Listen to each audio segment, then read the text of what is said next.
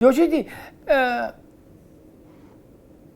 12 दिन के भीतर धर्मेंद्र यादव से अखिलेश यादव तक आते आते सपा 360 डिग्री पर घूम गई दलितों के आरक्षण में का वर्गीकरण के मसले पर। 12 दिन पहले धर्मेंद्र जी ने कहा कि हम इसका स्वागत करते हैं, ये हमारी पुरानी मांग थी। 12 दिन बाद अखिलेश जी ने कहा ना, कतई नहीं, ये बहुत ही गलत चीज है। 12 दिन में क्या घटा? अमिताभ जी, ऋचा जी तो हमारी पुरानी साथी रही है, समाजवादी पार्टी को भी समझती है, समाजवादी रही भी है, मेरे को पूरा संज्ञान है विषय का। मैं आपको बताना चाहता हूं, शायद ने पता होगा, समाजवादी पार्टी में माननीय अखिलेश यादव जी का जो बयान होता है वही केवल पार्टी की लाइन होती है। और मेरा 30 साल का लगभग राजनीतिक जीवन है, मैंने कोई भी कार्यकर्ता या नेता उसके बयान पर कभी भी किसी प्रकार की प्रतिक्रिया नहीं दी है। माननीय अखिलेश यादव जी जो लाइन देते हैं उसी पे पार्टी हम। मैं एक निवेदन, जोशी जी आपकी बात सिर बात, एक निवेदन कर रहा हूं, फिर मैं वैभव जी की बात दूंगा।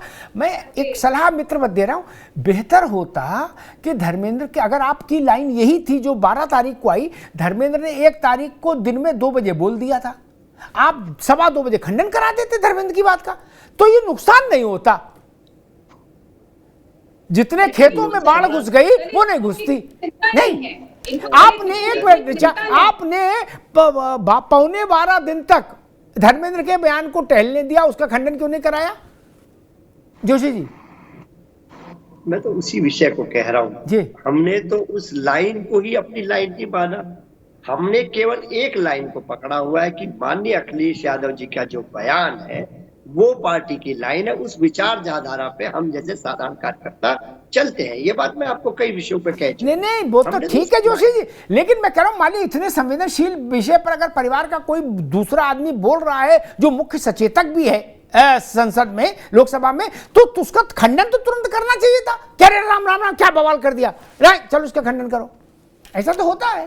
देखिए अमिताभ, इसको अलग तरह से समझने की आवश्यकता है, और वो अलग तरह समझने की आवश्यकता ऐसा है कि कौन सी पार्टी में कोई भी कार्यकर्ता को अपनी बात रखने का हक है। लोकतांत्रिक पार्टी है समाजवादी पार्टी, धर्मेंद्र जी हैं, अक्षपाल जी हैं, सभी लोग अपनी बात को रख सकते हैं। ये प्रजातांत्रिक हमारे ठीक है जोशी, और किस पार्टी में नहीं। ठीक है, आपके पार्ट पर बोलना ही उचित है, लेकिन ये हजम नहीं होती बात किसी को, जब कोई पार्टी वाला ये बोलते हमारे यहाँ लोकतंत्र किसी के यहाँ नहीं होता मित्र। हमसे अच्छा कोई जानता पार्टियों को? ये सबसे बड़ा झूठ है कि भारत की कोई भी पार्टी ये कहे कि हमारे यहां आंतरिक लोकतंत्र है। वृंदावन में रहना है तो राधे राधे कहना है। हमने सबको अंदर से देखा महाराज। खंडन नहीं करना था तो 12 दिन चल गया, करना होता 5 मिनट में खंडन हो जाता, और धर्मेंद्र से कहा जाता कि जाके एएनआई पे खुद बोलो। हमको मालूम है जन्नत की हकीकत क्या है महाराज, ठीक है। ऐसा ये लोकतंत्र कहीं नहीं है। क्या लोकतंत्र? भाजपा वाले भी कहते हैं कि हमें नहीं, शुभेंदु अधिकारी ने एक बयान दिया, 5 मिनट में 13 बार खंडन करना पड़ा उसको। क्या कहीं ऐसा थोड़ी ना कि सब चलता, ऐसा कहीं नहीं महाराज, आपकी पार्टी में भी नहीं है क्या? ना, आपकी पार्टी में भी नहीं, वो चलना था इसलिए चला। ऋचा, जल्दी से क्या कहना चाह रही हैं आप? 30 सेकेंड। नहीं, मैं एकदम स्पष्ट करना चाह रही थी कि भुवन भास्कर जोशी जी अच्छी तरीके से जानते हैं कि आम कार्यकर्ता और धर्मेंद्र यादव जी, जिन्होंने इस बात को मजबूती से कहा था कि समाजवादी पार्टी की लंबे समय से मांग है, और 12 दिन हो गए, अखिलेश यादव जी आज भी जो छोटी छोटी बातों पर प्रेस कॉन्फ्रेंस करते हैं, आज भी उन्होंने अपना काम ट्वीट करके ही चला लिया। तो ये स्पष्ट रूप से दिखाई पड़ता, और ये आपने कहीं ना कहीं अखिलेश यादव जी ने भारतीय जनता पार्टी से डर कर किया, क्योंकि भारतीय जनता पार्टी ने, आदरणीय प्रधानमंत्री मोदी जी ने स्पष्ट कर दिया कि दलित हितों के साथ भारतीय जनता पार्टी मजबूती से खड़ी हुई है। बाबा साहब अंबेडकर जी ने जो संविधान में प्रावधान किए, ठीक है, रुकना होगा। वैभव जी, ये जो बाई इलेक्शन होने हैं 10, अभी तो यही टेस्ट है। 24 और 27 के 2 बड़े चुनावी मुकाबलों के बीच का ये छोटा सा मुकाबला है 10 सीटों का। आपको क्या लगता है, क्या ये रिजर्वेशन का जो मसला है, सुप्रीम कोर्ट का जो की जो सलाह आई, उसके बाद सरकार ने उस सलाह को मुलतवी कर दिया, खारिज कर दिया, कहा नहीं भाई ये जो संविधान में है हम उसी पर चलेंगे, और फिर सारे राजनीतिक दलों में उस पर कुछ ना कुछ क्रिया प्रतिक्रिया आई। आपको लगता है ये मुद्दा प्रिवेल करेगा इस बाई इलेक्शन के उसमें? देखिए, ये सबसे बड़ा मुद्दा है जो कि बसपा को और बड़ा बनाना चाहिए, पहली बात। लेकिन खारिज करने से केवल बात नहीं बनेगी। सुप्रीम कोर्ट का तो वर्डिक्ट वहीं का वहीं है। अभी समय था संशोधन लाने का, संशोधन विधेयक लाके उसको ओवर रूल करने का समय था। नहीं वैभव जी, एक मिनट, वो शायद वर्डिक्ट नहीं है, वो सुप्रीम कोर्ट का ऑब्जर्वेशन है। ऑब्जर्वेशन और वर्डिक्ट में अंतर हो जाता है। ऑब्जर्वेशन लागू किया जाए ये मजबूरी नहीं है, ठीक, सही है। लेकिन जैसे घर में बाबूजी ने कहा कि भाई टाइम से खाना खा लिया करो, ऑब्जर्वेशन है क्या? 12 बजे नहीं खाओगे दोपहर में तो खाना नहीं मिलेगा, यह आदेश है, ऑब्जर्वेशन है। फिर भी सरकार ने उसका खंडन कर दिया कि हम ऑब्जर्वेशन को भी मंजूर नहीं करते। वैभव जी, अब आप सुनिए कि सरकार को यह मौका था, क्योंकि एक तो दलित हितैषी बनने की जो होड़ मची हुई है, जो लोग देख रहे होंगे, दलित समाज का वोटर इस डिबेट को देख रहा होगा, वो अपने आप को फुटबॉल की तरह महसूस कर रहा होगा कि कैसे दोनों पार्टियां जो है होड़ मच रही हैं। कथनी करनी में अंतर दोनों के सामने आ रहे हैं।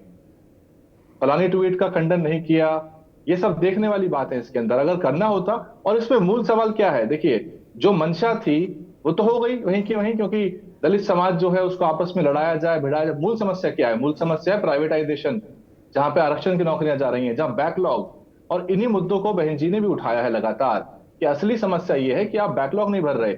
अभी कांग्रेस पार्टी हो अपने राज्यों में, क्या वो कह सकती है कि मैं श्वेत पत्र? वैभव जी एक सवाल, एक मिनट रुको, एक सवाल मेरे दिमाग में आता है। जब बहन जी ने सारे मुद्दे ओरिजिनल उठा लिए हैं, तो वो घटते घटते घटते घटते घटते क्या से क्या हो गए, देखते देखते इकाई में कैसे आ गया उनका जनाधार? ये भी तो समझना पड़ेगा।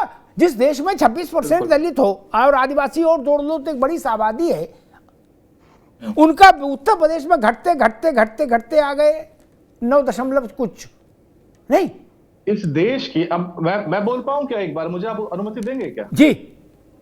इस देश की जो जातिवादी और दलित विरोधी ताकतें हैं, जो कि मुखौटा पहनती हैं दलित हितैषी होने का, वो संयुक्त रूप से नहीं चाहती कि इस देश के अंदर दलितों की राजनीति बढ़े, और उसको खत्म करने के संयुक्त प्रयास, कॉन्सर्टेड एफर्ट्स संयुक्त रूप से चलते हैं।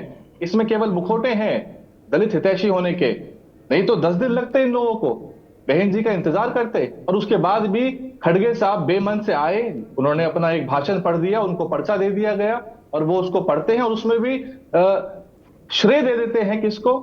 नेहरू जी को, और गांधी जी को श्रेय मिल जाता है आरक्षण के लिए और दलित हितैषी होने का।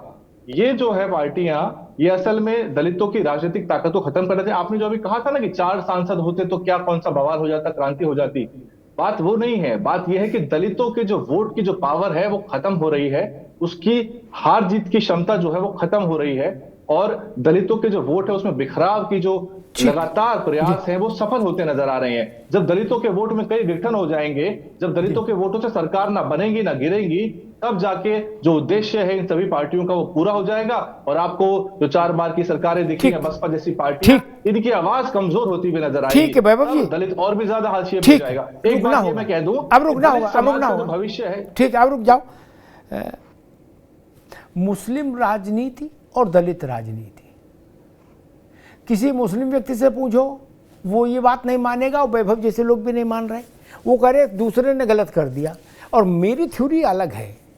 भारत में मुस्लिम नेता अपना काम नहीं कर पाए, अपनी सत्यनिष्ठा जनता के बीच में नहीं रख पाए, अपनी क्रेडिबिलिटी नहीं बना पाए, इसलिए मुस्लिम वोट का चुनाव हराने जिताने का जो वीटो पावर था वो खत्म होते होते अब नैनो पार्टिकल हो गया। ठीक, मायावती जैसे लोग अपनी उपादेयता सिद्ध नहीं कर पाए, अपनी सत्यनिष्ठा विश्वसनीयता जनता के हृदय में नहीं बना के रख पाए, तो कांशीराम ने जितनी बड़ी हवेली बनाई थी उसकी ईंटें बिखरते बिखरते बिखरते बिखरते अब समतल हो गई। क्या इसमें कौन सी बड़ी बात है? ये मानने में क्यों दिक्कत है कि हाँ मायावती वो नहीं कर पाई जो उनको करना चाहिए था, ये मुस्लिम नेता वो नहीं कर पाए, बोले जी फलाने भी चोर हैं, ढकाने भी चोर हैं, सब मुखौटा लगाए हैं और हमारी दुकान लूट ली। अरे आपने भी तो दलितों के लिए कौन सा आंदोलन किया? जेल गए क्या? आप भी ट्वीट पर ही रहे ना। जब जग गए, नाश्ता वास्ता हो गया, टीवी भी देख ली तो एक ट्वीट खड़का दिया, मन हुआ तो। यही ना आंदोलन किए हो? क्या आप अंबेडकर की तरह लड़े हो? नहीं ना। कोई मर गया, आप गए नहीं चल के?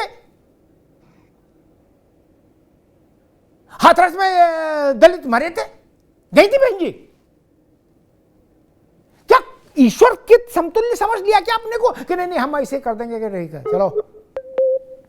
ऐसा नहीं, वो जमाना बीत गया भैया। आप अंबेडकर के अनुयायी हो सकते हो, कांग्रेस से गांधी के अनुयायी हो सकते, गांधी थोड़े ना हो जाएंगे ना, आप अंबेडकर हो जाओगे। ये मूल बात नहीं समझ में आ रही। ये सारा जो ताम झाम बना है बाबू, ये कांशीराम का क्रिएट किया हुआ है, मायावती जी का क्रिएट किया हुआ थोड़े ना, उनका ही किया बनाया हुआ है ये गुलदस्ता। मायावती जी के समय में तो उस गुलदस्ते से रोज एक एक फूल निकला और अब वो डंठल बचे। ये तो मानो। जब यही नहीं मानेंगे तो फिर आप इलाज क्या करेंगे? फिर तो ये कहते रहेंगे कांग्रेस दलित विरोधी, भाजपा दलित विरोधी और सारे दलित विरोधी जी, और हमको खत्म कर रहे हैं। नहीं, भारत में आप बताइए मुस्लिम राजनीति में कौन लोग हैं जो संघर्ष कर रहे हैं?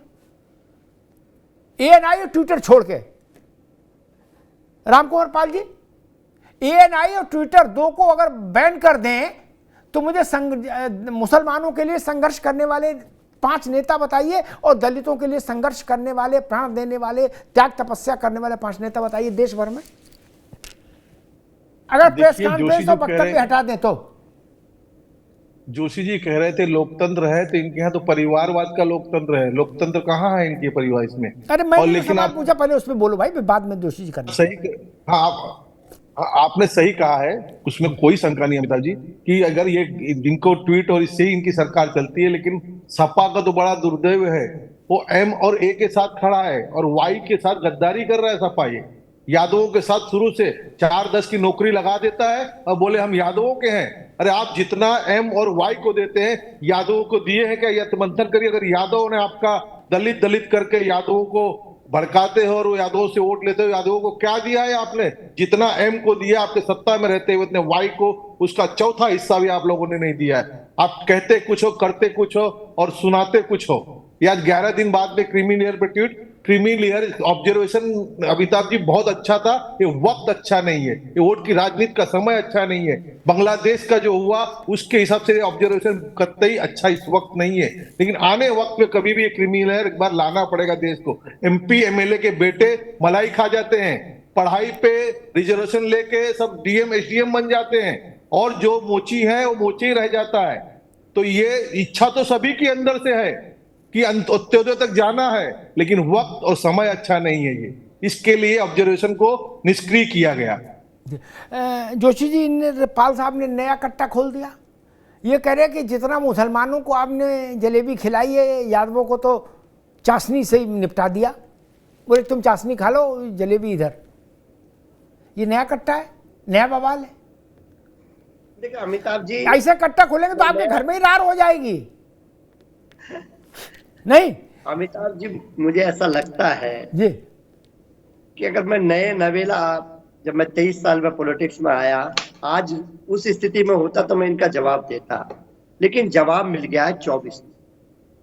कौन किसकी लड़ाई को लड़ रहा है, कौन इसके लड़ रहा है, 10 तारीख की आपकी वाली बात है। मैं तो अमिताभ जी आपको फॉलो करता हूँ, आपकी बात है। आपने एक बात बोली है कि जो परिणाम होता है वो सारी स्थिति बदल देता है। आपने मुझे बधाई भी दी थी, मुझे अच्छे से याद है, और सारी बातें विपक्ष की कह दी थी सब बेकार की बातें हैं। आज जोशी जी का दिन, हम लोग तो केवल पीडीए की जो लड़ाई है, हमें तो मछली की आंख की तरह केवल वो ही दिखाई देती है। ये हमारे साथी हैं, ये कुछ बोले हम इनका अनादर करें, ये समाजवाद हमको नहीं सिखाता। मैं भारतीय जनता पार्टी की जो हमारी साथी है इनको भी अनादर नहीं कर सकता। ये जो ट्रेंड हमको माननीय अखिलेश यादव जी ने सिखाया है कि अपने जो विचारिक लोग हैं या अपने विचार के खिलाफ लोग हैं उनका भी आपको आदर नहीं करना है, शब्दों का अच्छा प्रयोग करना है। कभी किसी भावना से मैं चलता हूँ और निश्चित तौर पे जो 10 चुनाव है, इसका जो परिणाम होगा वही बता देगा कौन दलितों की लड़ाई को लड़ रहा है, कौन किसकी लड़ाई को लड़ रहा है। अब थोड़ा सा मेरे को 30 साल का अनुभव है, इसलिए मैं भाई साहब को माफी मांगते हुए इस बात से केवल कोई टिप्पणी नहीं करना चाहूंगा, और निश्चित तौर पे पीडीए की लड़ाई को हम आगे